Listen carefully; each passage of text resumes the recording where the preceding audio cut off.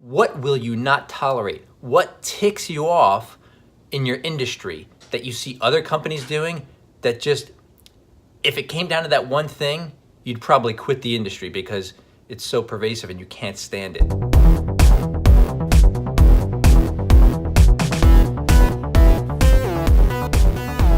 Hi, this is Rob G and welcome to Savvy. Today I want to get more into branding, and actually over the course of the next few videos I'm going to get more into branding, because as I talk to more and more clients and as I talk to people in general, I'm really seeing that people are understanding that they need branding. And they may not say it that way.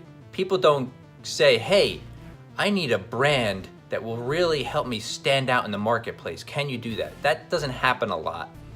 Usually the symptom is we need a logo. Well, actually I shouldn't say symptom. It could be a symptom, but it's more of what they see the company as the solution to their problem. Now, it may come in the form of, hey, we need a logo. Hey, we need a website. That's usually how it comes. That's the first question, or that's the first request.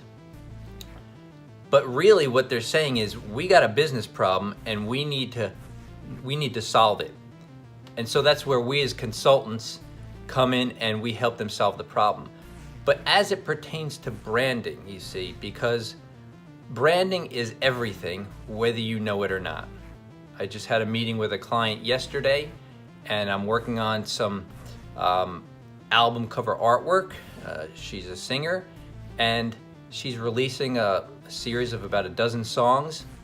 And so the album artwork really has to capture the essence of her art, her artistic nature, her music, everything she feels. So that was a project where a lot of designers approach it as, I'm going to give you a design, which is not the way to approach it. It's more of, let me learn more about you. So I listen to the music. She's a very creative person, so I studied some of the things she's done creatively in other projects. And I just looked at photos and I looked at images that she likes. I listened to her music and I actually got to know her through those things, even though actually I had never met her in person. We just had a couple of phone conversations. But she has a particular style and a particular viewpoint. And that's actually where I want to start today. She stands for a particular something. She is who she is. That's her style. That's what would appeal to some people and not appeal to others. So that's a more artistic example. But when I talk in strict terms of branding as a process and as an execution for a company, there's one thing that to look at that a lot of companies don't ever look at. You see, if you want to stand out from others, well then you can't be like them. So what makes you stand out? And a better question to ask is this: you're in business for a reason. That reason usually comes down to, that is usually the direction your brand is going to evolve out of. So here's a great question to ask. What do you not stand for? You've heard the saying, if you don't stand for something, you'll fall for everything. And that's true. And what people really want is they want to follow somebody, they want to associate with somebody or a company that believes what they believe. That's the connection. And I often use the example of Apple.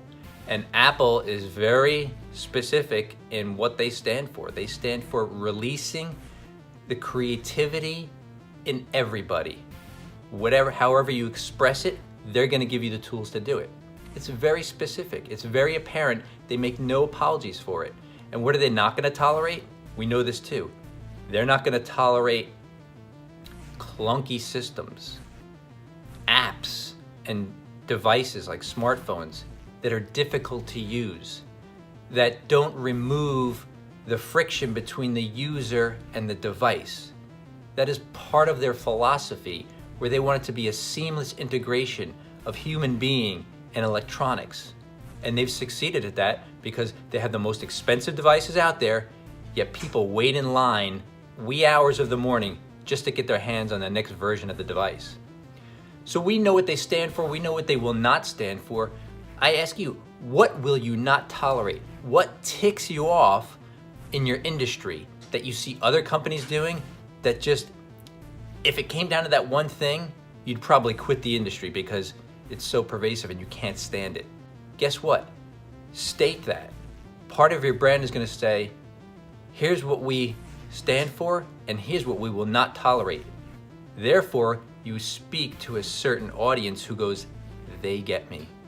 They understand me.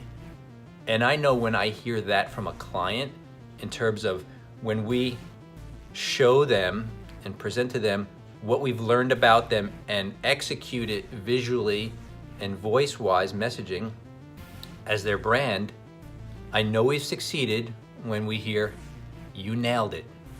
You understand. I've heard those phrases before, and sometimes I have not heard those phrases, so I know I've missed the mark in the past. But when you hear that, you know you've done your due diligence and you've understood the branding process, and part of that is knowing, hey, if you start hearing, what are you not going to tolerate? You'll better understand who you're trying to talk to. And so some people think, well, that's going to narrow my audience. I want to appeal to everybody. Guess what? You cannot. No matter what you do, people may like you, people may not like you. No matter how nice you are, there are people who are not going to like you. That's just plain and simple. So don't try to be liked by everybody. Don't try to relate to everybody. In relating to everybody, you don't connect with anybody. You're only looking to connect with the audience that is more like you and that believes what you believe. So ask yourself that question. What do I stand for? But more importantly, what will I not stand for? What will I not tolerate? Here's what ticks me off, and here's what we're not about. Because here's what we are about. State those two things in your messaging, let it come through in your branding. If you don't know how to do this, I recommend you partner up with a great company. My company, GenovesiWeb.com, that's what we do. Branding and design, and we take care of all those elements that fall under that umbrella, doing brand identity and helping people really build a great brand.